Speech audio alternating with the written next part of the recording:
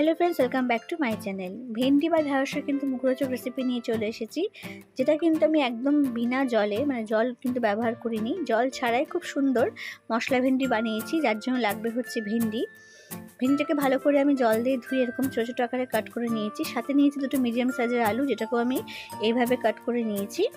এবার কড়াইতে তেল গরম হয়ে গেছে, 3 চামচ সর্ষের তেলের মধ্যে 1 চামচ কালো জিরে ফোড়ন দিয়েছি, দিয়ে আলুগুলোকে এর মধ্যে দিয়ে দিয়েছি।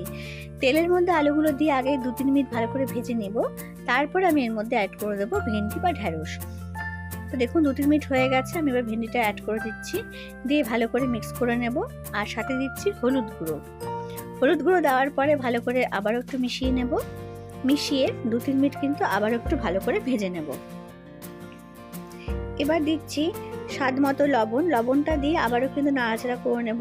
এবার এটাকে আমি কভার করে কিন্তু কুক করব, তাহলে কিন্তু ভেন্ডি বা ঢেঁড়সটা আর আলুটা দুটোই সিদ্ধ হয়ে যাবে এবং জলের কিন্তু প্রয়োজন পড়বে না। তো দেখুন কভার করে 5 মিনিট মতন কুক করে নিয়েছি আমি, তাতে কিন্তু কালারটাও খুব সুন্দর হয়েছে। এটা হতে থাক। এবার একটা অন্য কড়াইয়ের মধ্যে আমি দিচ্ছি বেসন আমি এখানে 2 চামচ বেসন দিয়ে কন্টিনিউয়াস করে নাড়তে হবে বেসনটা দেওয়ার সাথে সাথেই। এবার বেসনটা ভাজার পরে দিয়ে দিচ্ছি ধনে গুঁড়ো 1 চামচ, জিরে গুঁড়ো 1 চামচ, চাইলে লঙ্কার গুঁড়ো দিতে পারেন আপনারা। ভালো করে কিন্তু কন্টিনিউয়াসলি নাড়তে হবে, যাতে লেগে না যায় বা বেসনটা পুড়ে না যায়। তো এটা ভাজা হয়ে গেছে, গ্যাসের ফ্লেমটা অফ করে দিয়েছি। এবার ভেন্ডি আলুর মধ্যে এই মশলাটা আমি অ্যাড করে দেবো। বেসনটা যদি আগে ভেজে নিয়েছি, তাই জন্য কিন্তু কোনো কাঁচা ভাব বা কাঁচা গন্ধ থাকবে না। তো ভালো করে মিশিয়ে নিতে হবে সব কিছুর সাথে। তো ফ্রেন্ডস দেখুন তৈরি হয়ে গেছে কিন্তু ভেন্ডি আলু মশলা। জাস্ট নামানোর আগে আমি এর মধ্যে দিয়ে দিচ্ছি আমচুর পাউডার।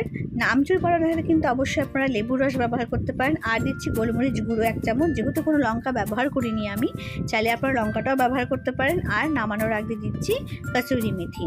তো ফ্রেন্ডস তৈরি হয়ে গেছে আলু ভেন্ডির মজাদার রেসিপি, যেটা কিন্তু গরম গরম ভাত সাথেও ভালো লাগে, অথবা রুটি বা পরোটার সাথেও কিন্তু ভালো লাগে। টিফিনেও কিন্তু আপনারা এটা বাচ্চাদের বা বড়দের অবশ্যই করে দিতে পারেন রুটি পরোটার সাথে। অবশ্যই বলবো একবার ট্রাই করার জন্য। ভালো লাগলে প্লিজ কমেন্ট করে জানাবেন, and please support my channel.